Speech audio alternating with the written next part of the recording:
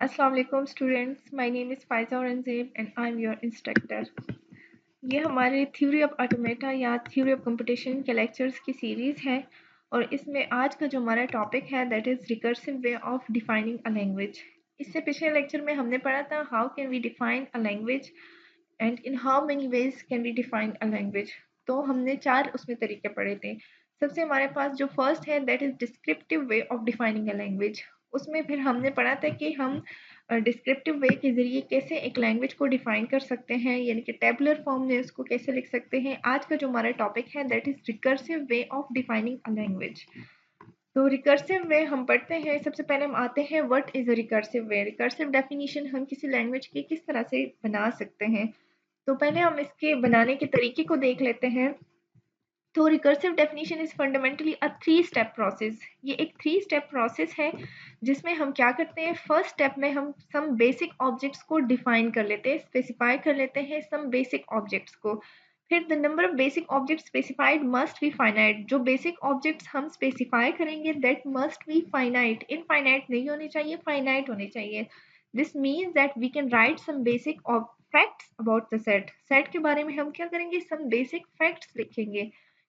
Secondly हम ये काम करेंगे, we give a finite number of basic rules. Second step में हम बेसिक रूल्स बनाएंगे जिनके जरिए हम मोर ऑब्जेक्ट्स को कंस्ट्रक्ट कर सकेंगे in the set from the ones we already know, जो कि हम पहले से जानते होंगे, उनके जरिए हम न्यू ऑब्जेक्ट्स को कंस्ट्रक्ट करेंगे। आखिर में फाइनली वी प्रोवाइड डिक्लेरेशन। हम डिक्लेयर कर लेंगे that no objects except those constructed in this way are allowed in the set. तो सबसे पहले हम देखते हैं इंटीजर की जो रिकर्सिव डेफिनेशन है वो हम कैसे बना सकते हैं। Defining language of integer. तो इसमें जो हमारे पास स्टेप 1 है या रूल 1 है, 1 इज एन इंटीजर, हमारे पास 1 इंटीजर में होगा। स्टेप 2 जो है इसमें हम रूल्स डिफाइन करेंगे। If x is an integer, अगर x इंटीजर है then x plus 1 and x minus 1 are also in integers. x plus 1 और x माइनस 1 भी इंटीजर्स हैं। फॉर एग्जाम्पल हमारे पास x अगर इंटीजर है तो सबसे पहले बेसिक रूल में हमने क्या पढ़ा था, 1 इज इंटीजर। तो अगर 1 इंटीजर है तो x plus 1 and x minus 1 are also, तो 1 plus 1 is equal to 2 is also an integer. 1 minus 1 is equal to 0 is also an integer. इसी तरह 2 plus 1 x हमारे पास नेक्स्ट में क्या हो गया, 2 हो गया, तो 2 plus 1 is equal to 3 is an integer। और नेक्स्ट में x हमारे पास क्या हो गया, 0 minus 1 is equal to minus 1 is also an integer। इसी तरह नेक्स्ट में x 3 हो गया तो 3 plus 1 is also an integer। 4 is also an integer। इसी तरह minus 1 minus 2 is also an integer। तो नेक्स्ट हम क्या करेंगे, इस रूल्स से ही हम फर्दर मोर ऑब्जेक्ट्स कंस्ट्रक्ट कर रहे हैं। इसके अलावा रूल 3 जो है, no strings except those that are constructed through the above rules are allowed to be in integer. इसके अलावा जो भी हमारे पास स्ट्रिंग्स होंगे वो इसमें नहीं होंगे, बल्कि जितने भी इसकी लैंग्वेज बनेगी वो इन्हीं रूल्स के मुताबिक बनेगी। इसके अलावा हम इसके बाद हम देखते हैं language of strings beginning and ending in different letters. इसकी हम एक रिकर्सिव डेफिनेशन लिखते हैं। तो इसमें जो फर्स्ट रूल है हमारे पास that is A and B. जो अल्फाबेट सेट यूज हो रहा है that is A and B. तो रूल 1 में हम क्या करते हैं, ए और बी आर इन एल, यानी कि ए और बी उस लैंग्वेज में है। उसके बाद हम देखते हैं कि हम लैंग्वेज की डिस्क्रिप्शन को देख के ही इसकी रिकर्सिव डेफिनेशन बताते हैं। तो सबसे पहले हम क्या करते हैं, रूल 1 में तो ए और बी इस लैंग्वेज में है। रूल 2 में क्या है, वो अगर ए से स्टार्ट हो रहे हैं इसके स्ट्रिंग्स तो बी पे एंड होंगे, अगर बी से स्टार्ट हो रहे हैं तो ए पे एंड होंगे, और बीच में से हम कोई भी स्ट्रिंग इसमें रख सकते हैं और that string belongs to Kleene closure property of the alphabet set. ठीक है, क्लीन क्लोजर का आपको पता है, क्लीन स्टार जब हम बनाते हैं तो इसमें हमारे पास वो स्ट्रिंग्स होते हैं, एनी कम्बिनेशन ऑफ स्ट्रिंग्स इसमें आ सकते हैं। तो इसमें हम क्या करते हैं, ए और बी। एक तो इसमें ये आ सकता है कि लैंग्वेज में ए और बी बेसिक जो रूल है दोनों आएंगे इसमें। इसके बाद ए से अगर स्टार्ट हो रहे हैं बीच में से कोई भी स्ट्रिंग आप इसमें रख सकते हो, बी पे एंड होंगे। बी से अगर स्टार्ट हो रहे हैं बीच में से कोई भी स्ट्रिंग आप इसमें रख सकते हो, ए पे एंड होंगे। तो इसका मतलब है अगर ए से स्टार्ट हो रहे हैं तो बी पे, बी से स्टार्ट हो रहे हैं तो डिफरेंट लेटर्स पे एंड हो रहे हैं। तो इसके अलावा जो थर्ड है हमारे पास है, no strings except those constructed in above are allowed to be in L. इसके अलावा अगर कोई भी है तो आप इस लैंग्वेज में उसको इंक्लूड नहीं कर सकते। So this is the recursive definition of the language of strings beginning and ending in different letters. इसके बाद अगर फैक्टोरियल का हम देख लें तो फैक्टोरियल में क्या है, रूल 1 जो है हम जानते हैं कि 0 फैक्टोरियल इज इक्वल टू 1, तो it means 1 is also in factorial. जो फर्स्ट रूल है that is the basic object. Basic object क्या है, 0 फैक्टोरियल इज इक्वल टू 1, ये हमें पता है, बेसिक है। तो 1 इज इन फैक्टोरियल, रूल 1 ये हो गया। स्टेप 2 में हम क्या करते हैं, कुछ इस तरह के रूल्स बनाते हैं कि उसके जरिए हम फर्दर मोर ऑब्जेक्ट्स क्रिएट कर सके। तो इसके लिए जो फैक्टोरियल का रूल बन रहा है that is n factorial is equal to, n factorial किस चीज के बराबर होता है, n multiply by n minus 1 factorial. ये आपको पता है कि अगर फैक्टोरियल हम करते हैं, लेट्स सपोज हम हमें अगर 5 फैक्टोरियल चाहिए, सॉरी, अगर हमें 5 फैक्टोरियल चाहिए तो उसके लिए हम क्या करते हैं, 5 factorial is equal to 5 multiply by 4 factorial and 5 4 factorial is equal to 4 multiply by 3 factorial. 3 factorial is equal to 5 multiply 3 factorial is equal to 3 into 2 factorial. इसके बाद हमें क्या चाहिए, 2 फैक्टोरियल को फर्दर एक्सप्लोर करना है तो 1 फैक्टोरियल। इसके बाद 1 फैक्टोरियल को फर्दर एक्सप्लोर करना है तो 1 factorial is equal to 1 multiply by 0 factorial, और 0 फैक्टोरियल हमें पता है कि 1 के बराबर है, तो इन सबको मल्टीप्लाई करके हमें क्या मिल जाएगा, 5 फैक्टोरियल। तो इससे हमने क्या किया है, ये रूल हमने बना दिए, n factorial is equal to n यानी कि 5 इंटू 5 माइनस 1 फैक्टोरियल, तो n is equal to n multiply by n minus 1 factorial. तो ये हमने रूल्स बना दिए जिसके जरिए हम मोर ऑब्जेक्ट्स को कंस्ट्रक्ट कर सकते हैं। रूल 3 में क्या है, no strings except those constructed in the are allowed to be in factorial. अगर हम इवन की बात करें, पॉजिटिव इवन की अगर हम बात करें, which is the set of positive even numbers, तो इसको हम दो तरीकों से रिकर्सिवली डिफाइन कर सकते हैं। एक तो ये कि it is the set of all positive integers that are evenly divisible by 2, जो कि 2 पे डिविजिबल होंगे तो वो पॉजिटिव इवन का सेट होगा।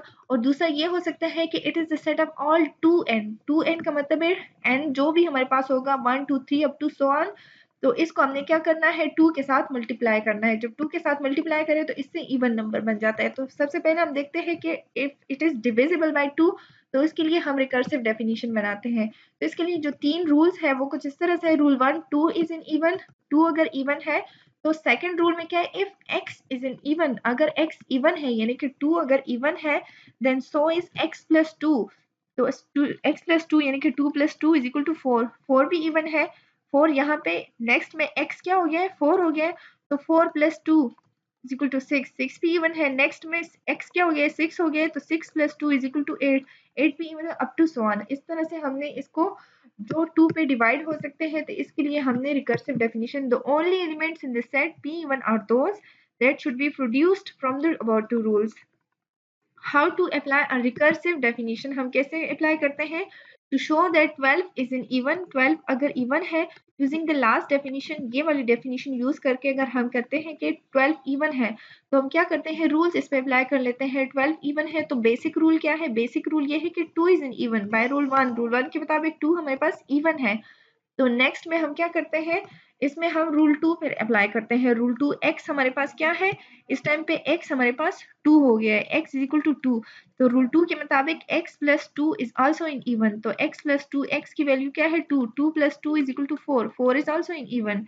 इसके बाद हमारे पास x क्या हो गया है, 4 हो गया है, तो 4 plus 2 is equal to 6 is also in even, 6 plus 2 is equal to 8 is also in even. इसी तरह x 8 हो गया है, तो 8 plus 2 is equal to 10 is also in even. तो यहाँ पे x अगर 10 हो जाए तो 10 plus 2 is equal to 12 is also even. हमने प्रूफ कर दिया कि 12 is an even using the recursive definition that we have studied in the last slide, ठीक है। इसके बाद हम अगर रिकर्सिव डेफिनेशन के सेट ऑफ ऑल 2n, ये डेफिनेशन अगर करें तो इसके लिए जो रूल्स बनते हैं, 2 is in even, positive even में 2 आता है। If x and y both are in p even, अगर ये इस सेट में आते हैं, x और y दोनों अगर इवन है, then so is x plus y is also in p even, x plus y भी p इवन में आते हैं। No other numbers in p even unless it can be produced from rule 1 and rule 2। तो अगर इसके मुताबिक हम prove करना चाहें कि 12 इज इन इवन, तो इसके मुताबिक हम कैसे प्रूव कर सकते हैं, यहाँ पे हम देखते हैं x is in even, x and y दोनों को हम देखते हैं, तो 2 इज इन इवन, तो x अगर x and y are both in p even, तो x हमारे पास क्या है 2 है, y को भी हम 2 ले लेते हैं क्योंकि स्टार्ट में हम बेसिक्स लेते हैं, तो 2 plus 2 is equal to 4, it is in even. ठीक है, हमने x को भी y 2 लिया है और y को भी 2 लिया है। इसी तरह हम क्या करते हैं 4, तो 4 प्लस 2 y को हम लेते हैं, it is also 6 is also in even. और ये हमारे पास लेट सपोज यहाँ पे x क्या हो गया है, x 4 हो गया है और y हमारे पास क्या हो गया है 2 हो गया है, तो दिस इज आल्सो इवन। इसी तरह इसके बाद हम कहते हैं 4 plus 6 is equal to 10, it is also even. ये हमने क्या किया है, x हमने क्या किया है, y लिया है, सॉरी x हमने 4 लिया है और y हमने 6 लिया है। आप इसको इंटरचेंजेबली यूज कर सकते हो, इसको y ले सकते हो, इसको x ले सकते हो, ठीक है। इसी तरह 10 plus 2 is also in even is equal to 12 हो जाएगा, ये भी इवन हो जाएगा। इसी तरह 10 को आप x ले सकते हो, 2 को y ले सकते हो, इसको y ले सकते हो, इसको x ले सकते हो, लेकिन these must be in this set, p even set में ये होने चाहिए। एंड हमने प्रूव कर दिया कि it is in this set, ठीक है, इस रूल के मुताबिक।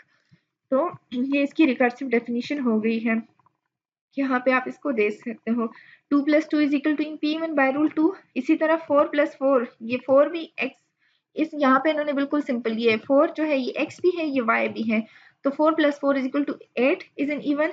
इसी तरह यहाँ पे इन्होंने 4 वही x या y दोनों को आप ले सकते हो, इसको आप x ले लो या y ले लो, कोई भी आप इसको नंबर दे सकते हो। तो ये 4 प्लस 8 जो कि अभी यहाँ पे इस पे सेकंड स्टेप में हमने प्रूव किया, इसको भी आप x या y कोई भी नंबर ले सकते हो, is equal to 12 is also in p even, ठीक है।